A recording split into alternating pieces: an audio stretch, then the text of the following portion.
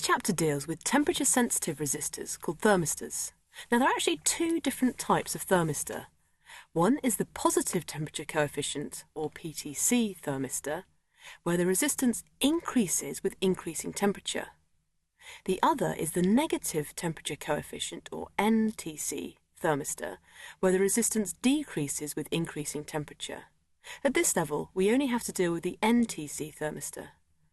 All we need to know at this stage is that the resistance of a thermistor decreases as the temperature increases and increases when the temperature drops. A thermistor is a very useful electronic component for circuits designed to respond to changes in temperature. The symbol for a thermistor is shown on screen now. When a thermistor is built into the correct type of circuit, it can be used to switch on a heater when the thermistor gets cold or switch on a cooler when it gets too hot.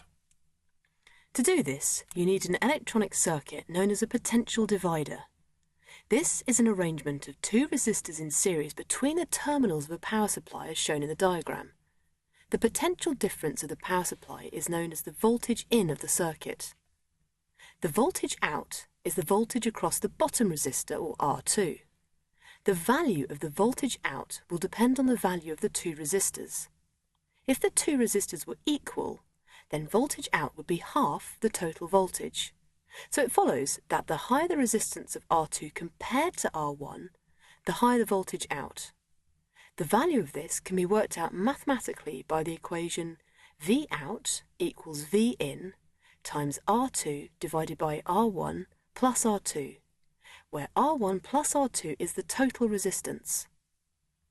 Looking at the equation closely, you can see that when R2 increases in relation to R1, the value of the voltage out will increase.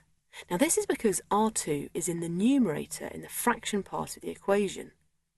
If R2 is a thermistor, its resistance will increase when the temperature drops, resulting in an increase in the voltage out. When this voltage is increased enough, it can, for example, switch on a heater.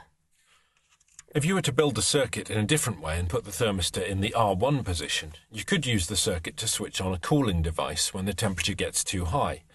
This is because the resistance of the thermistor would decrease when the temperature increases. As the thermistor is in the R1 position, R2 has a greater share of the total voltage. When this voltage has increased sufficiently, it can turn on a cooling device. Thermistors are used extensively as components in electronic devices called thermostats, which are used in the temperature control systems we come across in everyday life. The heating in your house and the temperature control in your fridge and freezer are just two examples.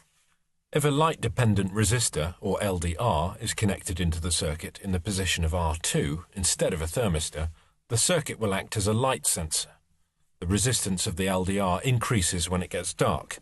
This will increase the voltage out until it's high enough to switch on a light.